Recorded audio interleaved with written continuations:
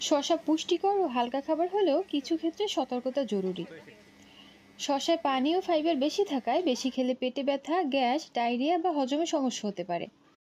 Kidney সমস্যা বা অতিরিক্ত পানি জমার প্রবণতা থাকলে শসা বেশি খাওয়া শরীরে সোডিয়াম ও পটাশিয়ামের ভারসাম্য নষ্ট করতে পারে। একেবারে খালি পেটে শসা খেলে কিছু মানুষের অম্লতা, বমি বমি ভাব বা অস্বস্তি হতে পারে। কিছু মানুষের শসা খাওয়ার পর ঠোঁট, গলা চুলকানো বা অ্যালার্জি দেখা দিতে পারে। এমন হলে একেবারেই খাওয়া উচিত নয়। বাজারের শসায় ফরমালিন বা কীটনাশক অবশিষ্ট থাকতে পারে, তাই খাওয়ার আগে ভালো করে ধুয়ে নেওয়া জরুরি। শসা পুষ্টিকর ও হালকা খাবার হলেও কিছু ক্ষেত্রে সতর্কতা জরুরি।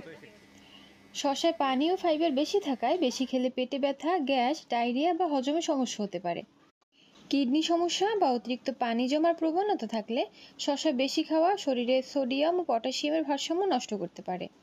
একেবারে খালি পেটে শসা খেলে কিছু মানুষের অম্লতা, বমি বমি ভাব বা অস্বস্তি হতে পারে।